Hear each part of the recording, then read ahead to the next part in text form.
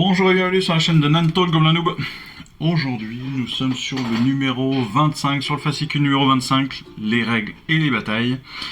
Alors, on avance encore sur les règles de base, on avance encore sur cette nouvelle mise à jour, cette nouvelle mise en page, et surtout, on apprend de nouveaux éléments, et en particulier, dans cette nouvelle partie, on a la phase de mouvement. La phase de mouvement, on la connaît avec sa phase normale, avec le mouvement normal, le repli et la course. Donc jusque-là, rien de nouveau. Mais on a aussi des aptitudes de commandement pendant la phase de mouvement. Rappelons que les aptitudes de commandement s'utilisent avec l'utilisation des points de commandement. Et on a deux aptitudes de commandement ici dans la phase de mouvement. La première, c'est au pas de course. Donc on va pouvoir utiliser cette aptitude de commandement pour avoir dit qu'une unité amie va courir. L'unité doit recevoir l'ordre, donc on va déterminer qui reçoit l'ordre exactement. On va pas faire de jet de course pour l'unité. Par contre, on va ajouter 6 pouces à sa caractéristique de mouvement classique. L'unité est quand même considérée comme ayant couru, ce qui veut dire que derrière elle va pas pouvoir faire de phase de tir ou quoi que ce soit. Deuxième aptitude de commandement, c'est le redéploiement. Donc on va pouvoir en fait soit se réorienter, soit protéger, soit aller obtenir un avantage d'objectif. Autrement dit, on va utiliser cette aptitude donc après qu'une unité ennemie, je dis bien après qu'une unité ennemie ait fini son mouvement normal, soit son mouvement de course, soit son mouvement de repli, l'unité qui reçoit l'ordre donc de redéploiement, qui doit être alors à ce moment-là à plus de 9 pouces de l'unité ennemie et à plus de 3 pouces des unités ennemies. L'unité qui reçoit l'ordre donc peut faire un mouvement de D6, donc D6 pouces, et elle doit finir ce mouvement à plus de 3 pouces d'une unité ennemie et ne pourra pas tirer à ce tour. On va voir très rapidement comment ça se passe véritablement dans les tutoriels. Dans le reste de notre page de règles de base, on a la suite du mouvement avec les informations sur justement comment gérer le mouvement avec la cohésion d'unité, le fait de rester immobile, c'est le fait de ne pas bouger. On a le droit de ne pas bouger, on peut rester immobile. Le terrain, la gestion des terrains, le mouvement avec le terrain, c'est-à-dire que quand on passe au-delà d'un terrain, je prends l'exemple avec ce mur. Ce mur qui sort de la V4, techniquement un mouvement va se faire pour ce personnage, ce loup boss qui n'a pas de capacité de vol. Il va falloir qu'il passe par une porte qui est ouverte, soit s'il faut qu'il passe au-dessus du terrain, il va devoir monter au-dessus du terrain, avancer sur la longueur du terrain et redescendre sur le terrain. Autrement dit, on va utiliser dans ses capacités de mouvement, on va utiliser la distance de hauteur du mur pour déterminer son premier mouvement. On va déterminer ensuite la longueur du mouvement sur le haut du mur et la hauteur pour redescendre du mur. Voilà. C'est mieux expliqué là sur le dessin peut-être. Donc la première 5 pouces, eh bien, on va les utiliser pour monter sur le mur, on va monter sur cette palissade. Si on veut redescendre, on va utiliser donc d'abord un premier mouvement pour descendre, donc on va calculer la hauteur du mur, et après on va finir notre mouvement avec le reste qu'il aura sur ces 5 pouces. Si on a le vol, par contre, si on a la capacité de vol, là on n'a plus cette question de hauteur, on va avancer de 5 pouces tout simplement, enfin de 5 pouces ou notre capacité de mouvement, bien évidemment. Voilà. Si on passe au-dessus, donc certaines aptitudes requièrent qu'une figurine donc vole et passe au-dessus des autres figurines. Dans ce cas-là, on va tout simplement considérer qu'on passe au-delà d'un socle d'une autre figurine. Pas de difficulté, c'est au même titre que le vol. On passe tout droit, pas de problème. Pour le tutoriel, on va réexpliquer donc ces aptitudes, donc au pas de course et le redéploiement. Au pas de course. Donc au pas de course, on le refait. Une unité donc qui emploie au pas de course court automatiquement de 6 pouces supplémentaires en plus de son mouvement classique. Souvenez-vous que au pas de course se fait avant de faire un jet de course parce qu'il remplace un jet de course et il utilise un point de commandement. C'est une aptitude de commandement, on le sait. Une unité utilisant donc au pas de course est traitée comme si elle avait couru, ce qui veut dire qu'elle ne pourra ni tirer, ni charger à ce tour-là. Certaines aptitudes permettront quand même de courir ou de tirer, mais ça dépend de votre charte d'unité. Voilà. C'est comme les égorgeurs, par exemple, avec le tapageur égorgeur Hobgroth, qui permet quand même de pouvoir courir, de pouvoir charger, malgré une course.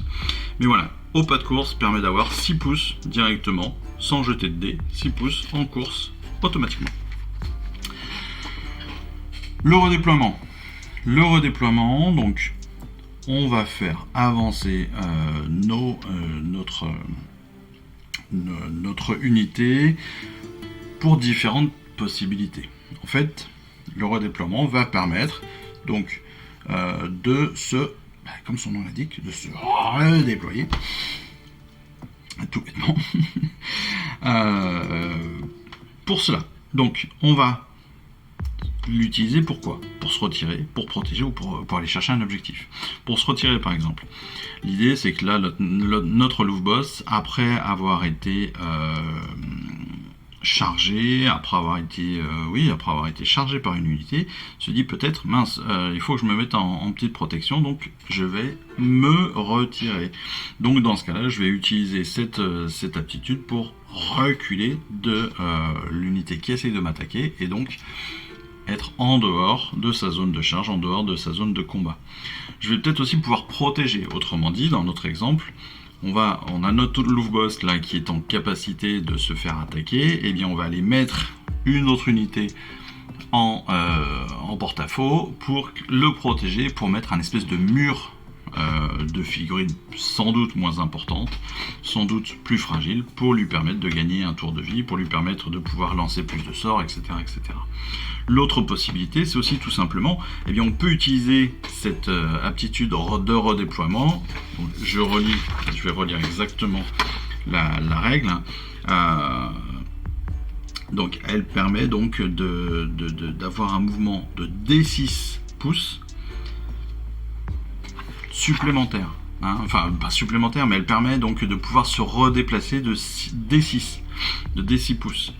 Donc là, en l'occurrence, on va pouvoir aller chercher potentiellement un objectif juste avant que son adversaire l'obtienne. Ça veut dire quoi? Ça veut dire que on va pouvoir aller... on va pouvoir accélérer, on va pouvoir faire un mouvement supplémentaire, un redéploiement supplémentaire pour aller chercher un objectif et donc bloquer l'accès à cet objectif à notre adversaire, tout simplement. Voilà, en gros, les règles de la semaine qui viennent compléter nos règles de base. Donc, deux nouvelles aptitudes de commandement, donc deux nouvelles aptitudes qui vont utiliser des points de commandement, je le rappelle. La bataille rangée de la semaine, c'est la bataille rangée numéro 5. Encore une fois, les batailles rangées, plus grande importance, plus grande ampleur, plus grand terrain, potentiellement plus d'unités aussi, et surtout l'intégralité des règles. La règle de la semaine, brouillard sanglant. Une brume magique et étouffante a envahi les champs de bataille d'Ulgu. Ce brouillard épais dont on pense qu'il a été invoqué par des créatures de l'ombre, a bouleversé les plans de bataille des Cruel Boys et des Éternels de l'Orage. Les armées sont bloquées dans les ténèbres, tentant désespérément de résister aux horreurs peuplant le royaume. Mais pour les plus rusés, cette crise est aussi l'occasion d'exploiter les désœuvrements des formations ennemies pour les attaquer. L'opposition, Chevaleresque Arcanum Gardus, 4 prétors, 5 Vindictors, Elchor Foudroyeur, le boss qui tue, les embrocheurs, les éventreurs, les égorgeurs et l'empaleuse. Vous voyez que là, on commence à être sur des batailles qui commencent à être assez balèzes. Toujours l'utilisation des deux champs de bataille. Et là, territoire de déploiement très important vu qu'on est sur une longueur de terrain de bataille, donc sur une largeur de l'ensemble des deux. Vous voyez qu'on est sur des trucs pas mal. On a des déploiements spéciaux, mais ça, si je tourne la vidéo des batailles, je vous les expliquerai au moment venu. Voilà, en tout cas, pour l'instant, moi je vous remercie de m'avoir suivi dans cette vidéo. Je vous remercie encore de me suivre dans cette aventure. Je vous remercie aussi pour tous vos commentaires hyper positifs. C'est toujours super sympa et j'adore ça. Pour rigoler, il y a quelques semaines, j'ai mis un... je vais faire ça régulièrement maintenant. j'ai mis une petite information pour des marques genre Army Painter, genre et autres, genre Citadel, bien évidemment. Mais bon, Citadel c'est plus compliqué, j'ai l'impression. Mais AK, Army Painter et autres, voilà, un petit appel du pied si vous savez pas quoi faire et que vous voulez que on parle de vos matériels. Moi, il n'y a aucun souci, ce sera avec plaisir que je les essaye, même si on est sur une petite communauté, bien évidemment. Mais c'est pas grave, c'est les communautés les plus petites qui sont les plus intéressantes, n'est-ce pas? Dites-le en commentaire. Allez, en attendant, après avoir fait ce coup de pied extraordinaire, très très discret, écoutez, moi je vous embrasse, je vous remercie surtout pour tout encore une fois, et puis je vous souhaite à tous une excellente fin de semaine, et puis je vous dis surtout à très très vite. Allez, on se retrouve bientôt. Ciao, bye bye. Je vous remercie d'avoir suivi cette vidéo. Si ça vous a plu, eh bien abonnez-vous, lâchez un petit like et un commentaire, et suivez-moi sur Instagram où je poste régulièrement des photos de mes dernières réalisations et dernières peintures. Et puis comme il est maintenant de tradition sur la chaîne, je vous souhaite une excellente fin de journée et surtout, lisez bien, collectionnez bien, assemblez bien, peignez bien et jouez bien. Allez, je vous embrasse et puis je vous dis à très vite. Allez, ciao, bye bye.